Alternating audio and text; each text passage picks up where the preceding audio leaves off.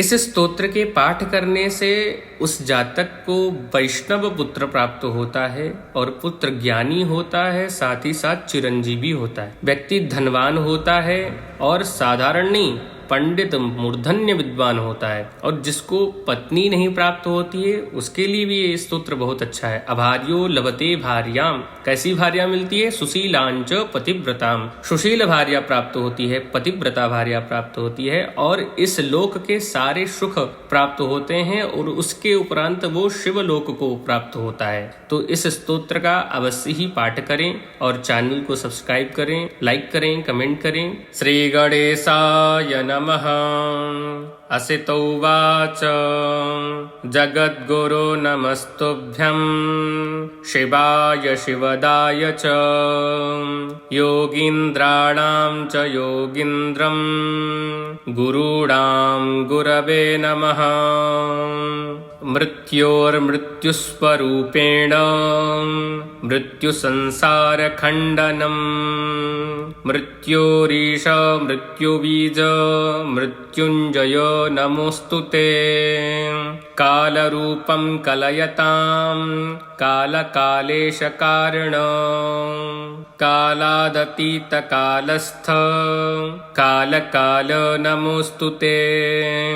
गुणातीत गुणाधार गुणबीज गुणात्मक गुणीश गुणिनां बीज गुणिनां गुरवे नमः।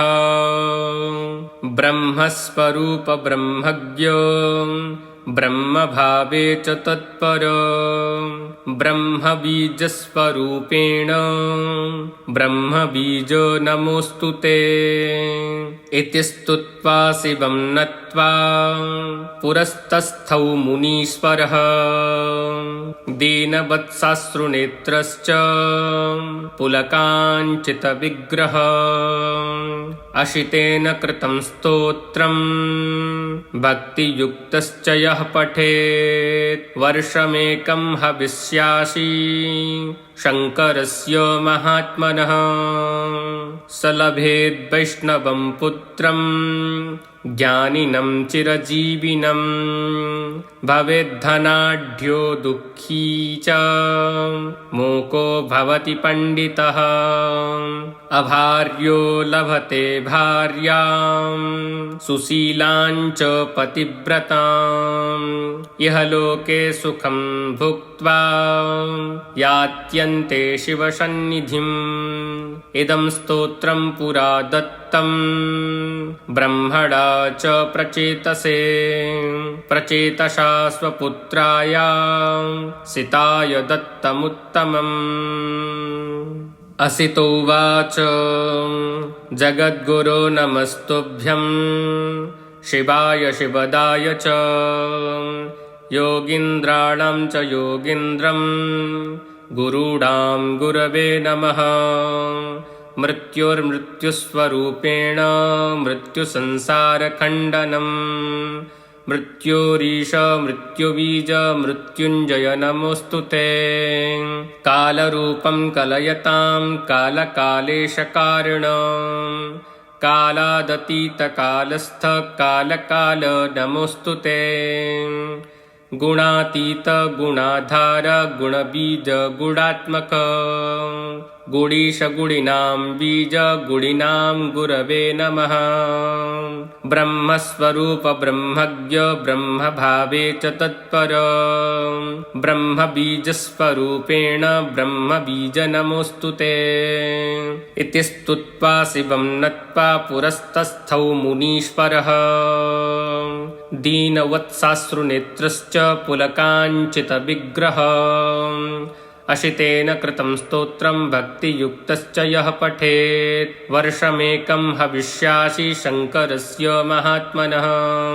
स लभेद् वैष्णवं पुत्रं ज्ञानिनां चिरजीविनं भवेद्धनाढ्यो दुःखी च मूको भवति पंडितः।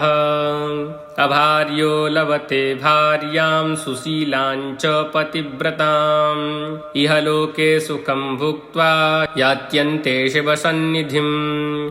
इदं स्तोत्रं पुरा दत्तं ब्रह्मणा च प्रचेतसे प्रचेतसा स्वपुत्राय सिताय दत्तमुत्तमम्।